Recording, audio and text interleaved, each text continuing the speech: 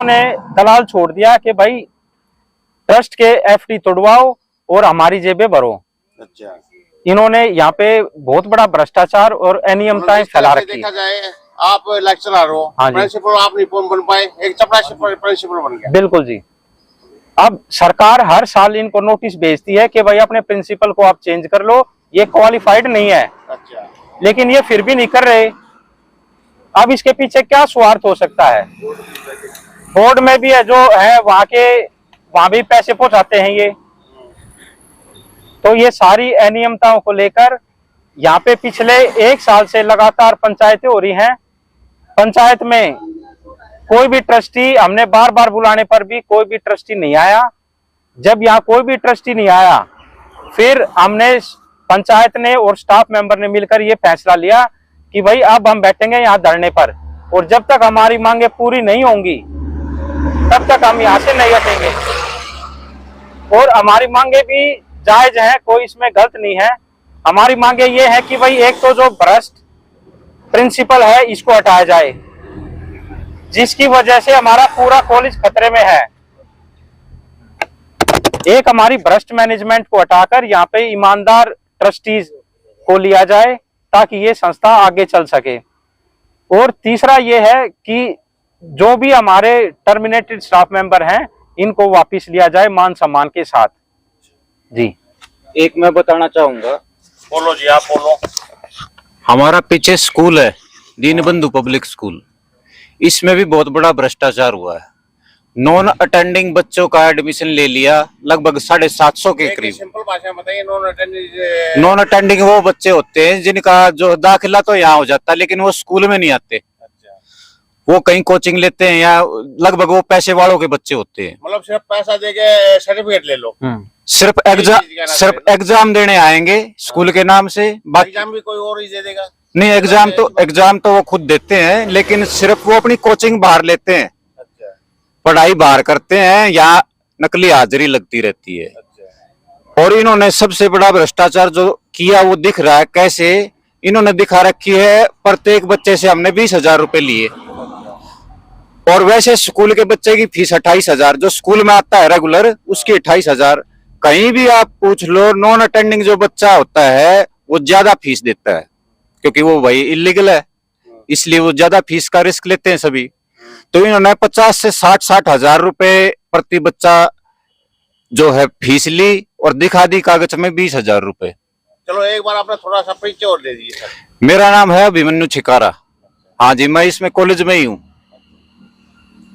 अच्छा, मनोज जी, आपको ये इस चीज का कैसे पता चला? इस चीज का ऐसे पता चला, हम तो यहाँ नौकरी करते हैं, हमारी आंखों आगे घटना घट रही है सब कुछ। तो इतने दिन से आप चुप क्यों थे? हमने आवाज उठाई थी पहले भी, हम 6-7 साल से आवाज उठा रहे हैं। हम ट्रस्टियों के पास गए, हम वीरेंद्र सिंह जी के पास गए, योगानंद शास्त्री जी के पास गए, लेकिन हमें पता लगा जैसे जैसे हमें अंदाजा होता गया कि भाई ये तो ऊपर से नीचे तक सब एक है। मतलब आपकी सुनवाई कहीं नहीं हुई? कहीं भी सुनवाई नहीं हुई, झूठे आश्वासन मिलते रहे। लास्ट स्टेप हमने सोचा मगर भाई संस्था का नमक खाया है और इसको ऐसे ही छोड़ के भागेंगे तो हमको भी पाप लगेगा।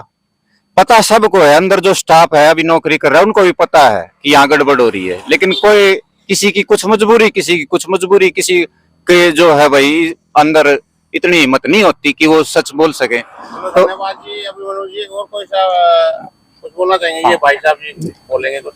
ये इसी में चालू होगा नहीं तो? चालू। अच्छा, एक जी हमारे ट्रस्ट में एक ट्रस्टी हैं, गवर्निंग बॉडी के मेंबर हैं नवदीप देसवाल। उनको महाराजा सूरजमल इंस्टीट्यूट से टर्मिनेटेड कर रखा है, उनको हटा रखा वहां से। उसका रीजन क्या था? वहां उसके ऊपर 14 से 15 सेक्सुअल हरासमेंट के केसेस चल रहे थे। तो एक संस्था से हटाकर डॉक्टर योगानंद शास्त्री ने उनको छोटू राम की संस्था में ऐड कर लिया।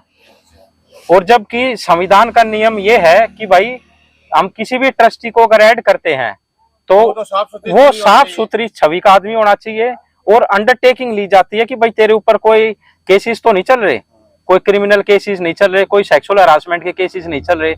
तो इस तरह का सेक्सुअल हरासमेंट वाला तो मतलब लेना ही नहीं चाहिए। डॉक्टर योगानंद शास्त्री ने अपने सारे ऐसे जान पहचान वाले, कोई भांजा है, कोई भतीजा है, वो सारे ऐसे इन्होंने अपनी गैंग बना रखी है एक यहाँ और पे, का परिवार इकट्ठा कर लिया, अपना परिवार। रिश्तेदार आ जाओ इकट्ठे, इकट्ठा कर लिए। हो गया भ्रष्टाचार। हाँ, इनकी जो ऐसी गैंग है, मतलब इन्होंने संस्था का भट्ठा बैठा दिया बिल्कुल। जो इतनी अच्छी हमारी गांव देहात की इतनी अच्छी संस्था थी, जिसका दूर दूर तक नाम था sir Chhotu Ram educational trust, ये तो जाटों के हमारे सबके देवता रहे हैं। दिल्ली देहात में एक यही टेक्नोलॉजी दिख रही थी, यही टेक्नोलॉजी दिख रही थी। हाँ जी। सारा था। अब ये 1985 से लेकर अब तक ये तो एक बहुत बड़ी यूनिवर्सिटी बननी थी, यहाँ पे डीम्ड यूनिवर्सिटी बननी थी, लेकिन यहाँ कुछ ट्रस्टियों ने मिलकर, जैसे ये योगानंद सरकार की गैंग है, इन्होंने इसको आगे ही नहीं बढ़ने दिया। तो ये सारी चीजों को लेकर हम यहाँ पे फिर बैठ गए कि भाई अब हम यहाँ से जब उठेंगे, जब हमारी सारी चीजें ठीक हो जाएंगी और ये संस्था एक अच्छे रूप से चलेगी, चाहे हमने इसमें श्रीमती रेखा गुप्ता जी को साथ में लेके चलना पड़े, चाहे दिल्ली सरकार को, और जरूरत पड़ी तो प्रधानमंत्री से भी हम नहीं हटेंगे पीछे वहां भी जाने के लिए, लेकिन इस संस्था को हम डूबने नहीं देंगे, चाहे हमें कुछ भी करना पड़े। इन्होंने संस्था की भी जमीन बेच दी, तो इससे बड़ा क्या आरोप होगा इनके ऊपर? और ये आरोप नहीं है, आपकी नजर में तो आरोप है, लेकिन ये सच्चाई है। हमारे पास सारे सबूत है इनके। चलो जी, और कोई आप कुछ कहना चाहेंगे? मैं बोलता हूँ, आप बोल दो ना। गुरु जी ये बराबर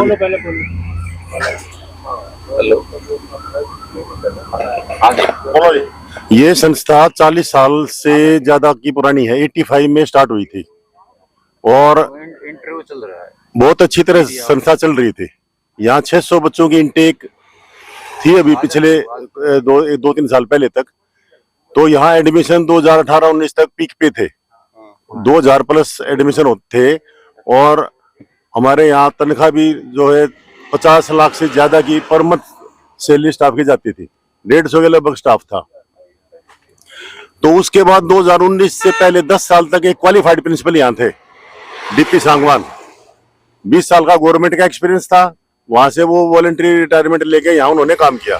संस्था बहुत अच्छी तरह चली।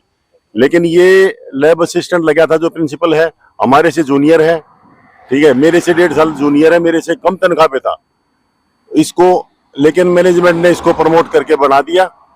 अब हम जिस पे स्केल में थे एकदम इसको प्रिंसिपल के स्केल में ले गया। बीच में 4-5 पे ग्रेड हैं, वो किसी को नहीं मिले, लेक्चर से आगे कोई नहीं बढ़ा, और इसको सीधा 5400 के पे स्केल में ये भी था, हम भी थे, हम वहीं रह गए इससे सीनियर, और ये 10,000 में चला गया। मतलब प्रिंसिपल के लिए एलिजिबल ही नहीं है। लैब असिस्टेंट लगा हुआ आदमी कहां पहुंच गया, कभी लेक्चर बना नहीं। तो ये बहुत अनियमितताएं हैं। क्वालिफिकेशन इसकी पूरी नहीं है। इसके लिए हमने 4 आदमी ने जो निकाले हुए हैं, उन्होंने हाईकोर्ट में केस अभी पेंडिंग है। मतलब अपनी मर्जी से जो मर्जी प्रिंसिपल बना। हाँ, गलत ढंग से ले रखा है इसको 100%। हाँ, लो ये भारद्वाज जी। ये देखो, इसकी प्रिंसिपल की एक बात बताता हूँ मैं। बोलो ये जी। एक तो ये अनक्वालिफाइड है, हाँ जी। कोर्ट में केस कर दिया इन चारों ने, इन्होंने अपना वकील कर लिया। इन्होंने जो टॉप का वकील होता है ना, हाई लेवल का, क्योंकि इन्होंने घर से पैसे तो देने नहीं, इन्होंने संस्था के पैसे देने हैं। इन्होंने मतलब प्रिंसिपल ने अपने बचाव के लिए लगभग 20 से 25 लाख रुपया तो वकील को दे चुके। ये मतलब इतने अंधेर कर दी। बस संस्था का गरीब बच्चों की फीस, स्टाफ की मेहनत, उसको ये वकीलों को लुटा रहे हैं। और सिर्फ किस लिए? अगर मेरी कुर्सी बची रहे, मैं मलाई खाए जाऊं। और ये सारा पैसा इन्होंने 18 करोड़ से लेकर ये हालत कर दी, चूस गए इसको बिल्कुल। तो ये जो 4 भाई, आप जो 4 भाई हैं, ये अपने पैसे से लड़ रहे हैं, ये तो अपने पैसे से लड़ रहे हैं, अपने घर का पैसा खर्च कर घर का पैसा खर्च कर रहे हैं। मतलब जो ईमानदार है वो तो अपने घर का पैसा खर्च कर रहा है, और जो बेईमान झूठा है वही संस्था का पैसा, संस्था के पैसे निकाल रहा है। संस्था के पैसे। और वकील कर रखे हैं, जो बार एसोसिएशन का प्रधान था कोई मित्तल, उसको वकील कर रखा है। वो डेट लेने में, तारीख लेने में एक्सपर्ट है। तो 2-3 साल से तो इनकी तारीख पे तारीख लग रही है, सुनवाई तो ही नहीं अब तक। क्योंकि ये पैसा ही इसलिए देते हैं, कभी उस जज के रीडर को दे देते होंगे, कभी वकील से, सब सेटिंग। न्यायपालिका में हमें न्यायपालिका में न्याय नहीं मिला। जब हम अपने समाज के पास गए, 360 का प्रधान चौधरी सुरेंद्र सोलंकी, जो यशस्वी प्रधान है दिल्ली का, चौधरी नारायण सिंह जी, बवाने के पार्षद चौधरी दारा सिंह जी, इनके पास गए। इन्होंने हमारी तुरंत सुनवाई करी, संज्ञान लिया, पंचायत करी यहाँ पर और उन पर प्रेशर पड़ा, हमने सबूत दिखाए और इन्होंने जो है जनशक्ति दिखाई। इनका क्या सहयोग है प्रधानों का आपके साथ? प्रधानों का पूरा सहयोग है। प्रधान ये कह रहे थे कि हम पीछे नहीं हटेंगे, तुम्हारे पास सबूत है? मगा जी सबूत है। बोला बस तो फिर इन चोरों को हम इस संस्था को नहीं खाने देंगे। कल भी यहाँ पंचायत हुई, लगभग 200-250 आदमियों की यहाँ पर पंचायत हुई है, जिसमें चौधरी सुरेंद्र सोलंकी जी थे, चौधरी कर्ण सिंह डबास जी थे, चौधरी दारा सिंह जी थे, चौधरी नारायण सिंह जी थे और भी कई गणमान्य व्यक्ति आए हुए थे, बड़े बड़ी हस्ती आई हुई थी। उन्होंने उनके संज्ञान में आ चुका। इनका भी योजना थी इस जमीन को ही बेचने की। इन्होंने प्लान कर लिया था। इन्होंने ये कहना शुरू कर दिया था कि भाई ये पॉलिटेक्निक जो है बंद होगा, यहाँ तो हॉस्पिटल खुलेगा, हॉस्पिटल खोलेगा। यानी कहने का मतलब ये है एक बार बंद कर दो, स्टाफ को हटा दो, 1-2 साल बाद इसका सौदा कर दो। ये इन्होंने तो बेचने की बिल्कुल प्लानिंग थी इनकी। हाँ, इनका लालच जो खून मुंह लगा हुआ है ना, अब भाई मलाई मिल रही है, चाहे कोई कितना समाज गाली दे, चाहे कुछ करे, हमारे कोई फर्क नहीं पड़ता, हमारे को तो मलाई मिल रही है। आज भी ये यही कह रहे हैं कि हमको तो मलाई मिल रही है, जब तक खाएंगे चाहे समाज मारा जूते मार लो, 4 जूतिया का केसर होगा। मलाई ये बेशरम बेशरम पूरे बेशरम। एक चीज और मैं बताना चाहता हूँ आपको, यहाँ हमारे पैटर्न है चौधरी वीरेंद्र सिंह, उनके बेटे थे चौधरी ब्रजेंद्र सिंह, यहाँ सेक्रेटरी थे ट्रस्ट के। जब हमने यहाँ पे आंदोलन किए, पंचायती हुई, तो चौधरी ब्रजेंद्र सिंह ने यहाँ से इस्तीफा दे दिया और सतबीर हुड्डा को सेक्रेटरी बना दिया ट्रस्ट का। कभी मेरे बेटे के ऊपर कोई बात ना आ जाए भाई। और मैं आपको बता देता हूँ, जो चौधरी वीरेंद्र सिंह है वो छोटू राम के नाती हैं। मतलब छोटू राम जी थे जो, वो चौधरी वीरेंद्र सिंह के नाना थे। तो अपने नाना का नाम को कैश करते घूम रहे हैं ये। हरियाणा में ये घूमे वोट के चक्रों में, भाई छोटू राम के नाम से इन्होंने वोट मांगनी स्टार्ट की। इन्होंने सद्भाव यात्रा निकाली घर घर घूम के, भाई ताकि मेरा बेटा तो बन जाए सीएम और जो और है वो रोड पे आ जाए। इनका मकसद ही स्टार्टिंग से ये है। और वो कॉपी करते हैं राहुल गांधी की, दाढ़ी बढ़ा के और सद्भाव यात्रा में पैदल चल के बहुत कुछ दिखा रहे हैं कि भाई हम तो घर घर घूम रहे हैं, गर्मी में, आंधी में, तूफान में घूम रहे हैं और नाना जी के नाम पर वोट ले रहे हैं। और यहाँ जो नाना जी के नाम पे उनके संस्था है चौधरी छोटू राम, यहाँ भट्ठा बैठा दिया। तो ये तो दोगलापन है भाई। मैं अपने पर एक चीज और है, जो हमारा वंश चलता है भैया, तो दादा के नाम से चले या परदादा के नाम से या बाप के नाम से। नाना का क्या रोल होता है इसमें? नाना तो सबके होते हैं, क्या पता कौन किसका नाना का किस पोस्ट पे बैठा है, किस पे बैठा है। तो यहाँ सब जो भी आता है पैसे खाने के लिए आता है। छोटू राम हमारे दादाजी रहे हैं, हमारे बुजुर्ग रहे हैं, हमारे पूजनीय रहे हैं। ठीक है जी, धन्यवाद। और अब आगे भारद्वाज जी बताएंगे। आप लाइव के लिए आप क्या कहना चाहेंगे? ये मीडिया आपके सामने आया है। हाँ जी, देव इंडिया लाइव का हम बार बार धन्यवाद करते हैं कि इन्होंने हमारी जो पीड़ित स्टाफ मेंबर है उनकी आवाज उठाई। और हम परमात्मा से प्रार्थना करते हैं कि देव इंडिया लाइव आगे चल करके यशस्वी न्यूज चैनल बने, पूरी भारी दिल्ली की इसी प्रकार से जो पीड़ित, शोषित, वंचित है उनकी आवाज उठाता रहे।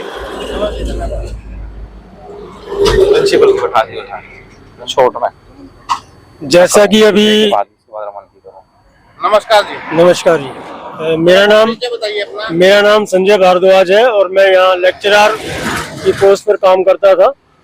क्या समस्या है? मैं उन 4 टर्मिनेटेड स्टाफ मेंबर्स में से हूँ जिन्होंने प्रिंसिपल के सिलेक्शन को ऑब्जेक्शन किया था और कोर्ट में चैलेंज किया था। मैं प्रिंसिपल के सिलेक्शन के बारे में थोड़ा सा ब्रीफ बताना चाहता हूँ। हालांकि मेरे से पहले अभिमन्यु जी ने और गोविंद राम जी ने काफी कुछ बता दिया, जो रह गया था वो मैं बताना चाहता हूँ कि प्रिंसिपल का जो सिलेक्शन है वो एक्चुअल में एक षड्यंत्र है। प्रिंसिपल को सेलेक्ट पहले कर लिया गया था और इंटरव्यू का प्रपंच बाद में रचा गया, उस बात के सबूत है हमारे पास। दूसरा, 2019 से ही जब इस प्रिंसिपल को सेलेक्ट किया था तो इनकी मंशा ये थी कि इस कॉलेज को और स्कूल को खत्म कर देंगे। तो वही चीज आ गई, हम 2019 से ही कोशिश में थे कि इसको हटाया जाए, ये गलत आदमी ले लिया गया है, लेकिन बावजूद उसके हमारी कोई बात नहीं मानी गई। और आज ये हालात है कि 2200-2100 बच्चों जहाँ हुआ करते थे, एडमिशन हुआ करते थे, आज 400 एडमिशन पर आ गया, क्योंकि ये प्रिंसिपल इनकैपेबल है, इनकम्पिटेंट है। इसको इंस्टीट्यूट को चलाने में कोई इंटरेस्ट नहीं है, ये केवल अपने आकाओं के ऑब्जेक्टिव को फुलफिल कर रहा है, धीरे धीरे कोर्सेज बंद कर रहा है। सबसे बड़ी बात ये है कि ना तो ये एलिजिबल है। मतलब एक भ्रष्टाचारी होगी, स्टैम्प मोड़ है ये। देखिए, सबसे बड़ी बात ये होती है कि ये जितने भी ऊपर गवर्निंग बॉडी में है या ट्रस्ट में है, सारे पढ़े लिखे हैं, ना सिर्फ पढ़े लिखे बल्कि अपने टाइम में प्रोफेसर रह चुके हैं। तो जिस शिक्षा ने इनको इनके घर चलाए, जिस शिक्षा ने इनको नाम दिया, आज उसी शिक्षा का ये गला घोट रहे हैं। एक अयोग्य प्रिंसिपल को यहाँ बिठा करके षड्यंत्र के तहत, ये भी नहीं कि भी आपका जो है ना गलती से हुआ, उनको अच्छे से मालूम है, पहले दिन से पता है।